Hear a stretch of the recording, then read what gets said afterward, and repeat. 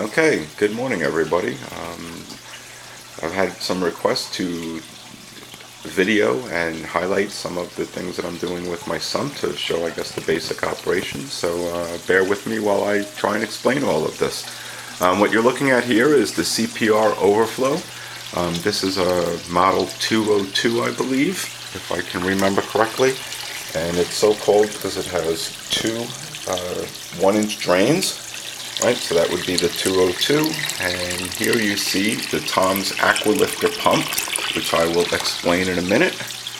Here you can see the profile of it. It doesn't really take up that much space, and in tank, it's not that bad at all. See, it's very, very thin. Here you can see, I apologize for the algae and discoloration, but you can see the teeth on the weir, and then the black background makes it less visible, and you can see it's not even that deep in the tank, so it doesn't take up a large footprint at all. The Aqualifter pump is actually a dosing pump. Please do not confuse it with a simple air pump, because this has a dual operation. You'll see here that there's two hoses. There's this black one here, which goes actually to the CPR overflow itself and creates the suction for the siphon, which keeps the overflow itself running.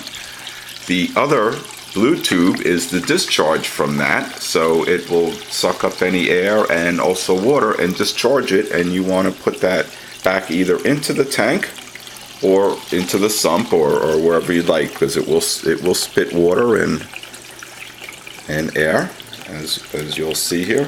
Right, it's mostly air, as you can see, but you will get some water occasionally. Sorry about getting out of focus. What I did here is, because I have two cats, I use zip ties to tie the Aqualifter pump to the CPR overflow, and that's been 3 or 4 months and it hasn't moved from what I can see, so that's working well. Here you see the actual operation of the overflow. It's a very gentle water flow. Now when I have the spigots fully open, you can see here the sponge filters, the pre-filters as they're called, and these are over the intakes, and you can just take these out and just rinse them, and that will help the flow a lot.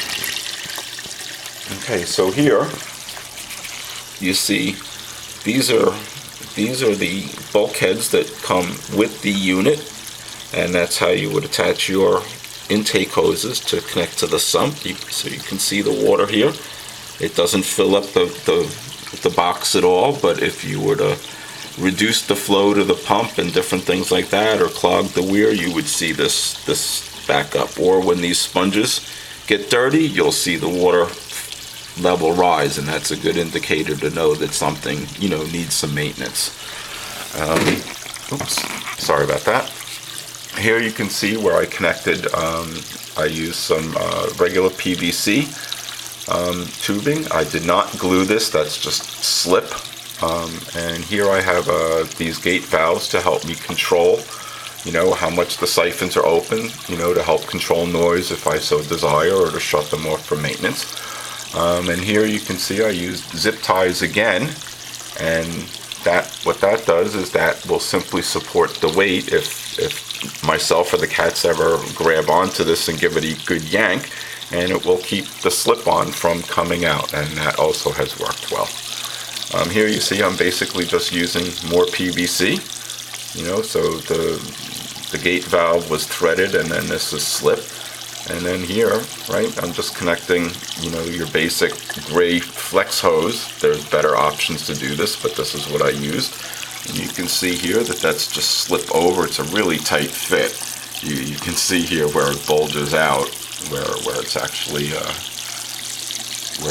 connected. So then here you have the hoses, right? And I have a little gentle sweep to it, and there you can see the sump. I apologize again for the dirt, but this is what you get. So it's interesting, the operation here, how this works, is that, yes baby, is that many sumps, what they do is the intake hoses, as they come in, they drop right into the trickle tower, which is right here, as you can see, right? But this design is slightly different. This is the Aqueon ProFlex Model 4, and it comes with 3 sock filters, which I have removed and I'll show you in a minute. But it has these 2 intake towers, and what happens basically is the water flows in here, comes down this intake standpipe, and you can see the bubbles from the water being flown into the sump, and then basically it flows into the chamber, and then it comes out up here, and then it flows right over the trickle plate, and you can see how the water just gently flows right over there. And see, that's just some brand new sponge that I cut just today, so you can see it's nice and clean.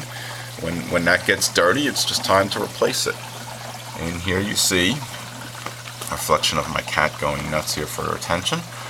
Here you see the bio balls in my trickle filter, and you can see the flow of the water as it trickles through the plate, hence the trickle plate. And there's really nothing under there. You can see the egg crate that supports the bio balls. I don't use ceramic rings or anything, very simple. Here is the pre-chamber where ordinarily your filter socks would be. So what would happen is, I apologize for my reflection, what you would ordinarily see is you would have your filter socks in here, the water would flow down here, and then pass through the socks before ever hitting that overflow tray. So that is a good method of micron filtering. However, they tend to get clogged within a day or two, so I just took a couple of big sponge block filters and just crammed them in there. One of the slots I actually just used a carbon pad and I rolled it up, so that allows for some carbon filtration. And then on the outflow side, here you can see that the sump is all open here. I no longer bother trying keep it closed with duct tape or anything, because it didn't seem to make any difference to me with CO2 usage or anything to have it sealed or not. It does have a lid which can easily come off, and you can see that, you know, if you just lift up the filter pad, right, you can see the trickle plate and the water flowing over it, right. It's very easy to just cut another plate. And there's also, you can take that off and you can see where the sock filters were. That far hole there is the one where the carbon pad is. There's my cat coming to check things out. They're very interested in the sump and goings on there. I don't understand the fascination, but whatever. So in any event, the water goes in there, and hopefully the cat will stay out of there. So what will happen here is you'll see that here's the actual sump area, and there's the main sump pump. That's a MAG 1800 if I remember correctly. Here are some filter bags, and this is all the media that used to be in my original Eheim canisters. You know, they help seed it. You can see here, it looks, I can't remember what the name of it is, but it's all the Eheim media. Here you see what I did here is I tied the filter bags, you know, with Purigen and different things here so they wouldn't float around. Basically what I did is the MAG 18 has only a 3/4 inch outlet. What I did is I connected a 2-inch Y via that 3/4. So then that water flows, you know, from the pump into the Y, which allows more flow, and that is then split into 2 3/4 inch lines. And one goes to one end of the tank and the other goes to the other. And there's my cat watching one of them watching what's going on. And you can see here it's just more PVC and barbed fittings. You know, I find them in any Home Depot or Lowe's for the most part, or your local fish store. And then I just used clear hose. You can see I just went from here, and this goes right up on the inside. And then I just use a basic over the wall tube to do this. The interesting thing I want to point out here is the use of a siphon hole. You see how the water is spitting out there. What will happen there is if the electricity is turned off and the pump stops, what will happen is the water will drain from the siphon into the sump and overflow if the siphon isn't stopped. What this siphon hole will do is, and I'll demonstrate this in a second, is when the water is turned off, it will suck air into the siphon system and hopefully break the siphon. I have one on the other side. You can see this is a very strong outflow from the siphon hole of water because there's a good flow of water going through it. if you come over to the other side where the other outlet is, you see there's also a siphon hole, but look at the flow is so much less, and that's because there's a 6-foot line that goes from the sump by the time it gets back here. So the flow is a lot less on this side than it is on the other. So what we're going to do here now is I'll show you, here's the level of water in the sump. By the way, here is my CO2 needle wheel in the sump. It runs all the time. Basically, I have it connected to a small piece of Eheim flex tubing, which then goes around and then comes out into the actual rest of the sump. And then it gets picked up by the main sump pump, which is in there somewhere. So again, I apologize for the reflections. And that's it. The needle wheel pump I run 24/7 because that way when the CO2 turn on and the bubbles start getting injected, it will never freeze the impeller, which has happened every now and then. So here you can see my CO2 and all of that. So what I'm going to do here now is very quickly I'm going to turn off the electricity to the sump, and hopefully it won't overflow, and you'll see what I'm talking about with what happens. And this is a test you need to make when you set up your sump, before you leave it alone for 10 minutes. So here I'm going to turn the water off, and you can hear the siphon. You'll see the level in the sump rise. And hopefully what's happening is only the water that's in the siphon or in the tubes will make it down here, and that the siphon holes will, in fact, cause enough air to be taken into the system to break the siphon.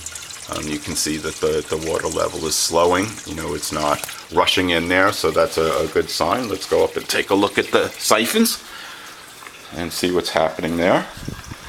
And you can see here that this side there's nothing happening. And you can see that here's the water and the air. So this siphon is completely broken. So there's no water coming in through this line. And you can see a big bubble here. So there's nothing there. So anything coming in is probably coming in from this longer line over here. But if we look, here you can see, right there, you can see the water line. So that siphon is also broken. So now you'll basically nothing's happening. There might be a tiny bit of, there should be no more water movement. Basically, I could sit here for the next several hours, hopefully, and that water level will never overflow this line. And that's what you want to be careful of, because say I had filled up my sump like this before I went away for a day, and 10 minutes after I left, the power turned off. Well, what would have happened is it would have overflowed onto the carpet here, that amount of water. And that's why you need that siphon break. Another way you could do it is you could put an inline check valve in here. However, that's just another touch point to fail. Check valves do fail, and they do need to be replaced. They do work well. I've used them in the past, but a well-placed siphon break should do that for you. So that should be it. It gets pretty darn quiet when it's all off. But here you can see the filter pad and all of that. So that's really it. I hope that was somewhat beneficial to people who are interested in how I set this up. It's very simple. Maintenance is very easy. All I need to do to replace the pad is I have this big, huge amount of filter material that you can just cut to size, and I only paid a few dollars for that. And what you can do is, I never take my own advices, but once you cut one to size, you just cut a bunch of others to that same size, and it takes 2 seconds to pull it out and just replace it and tuck it in there. And that's the easiest maintenance you're ever going to find. Much easier than a canister. Alright, I hope this was, as I said, sorry to babble on, and apologize for the quality of the video and the narration, but it is what it is. Alright, thanks and have a great day.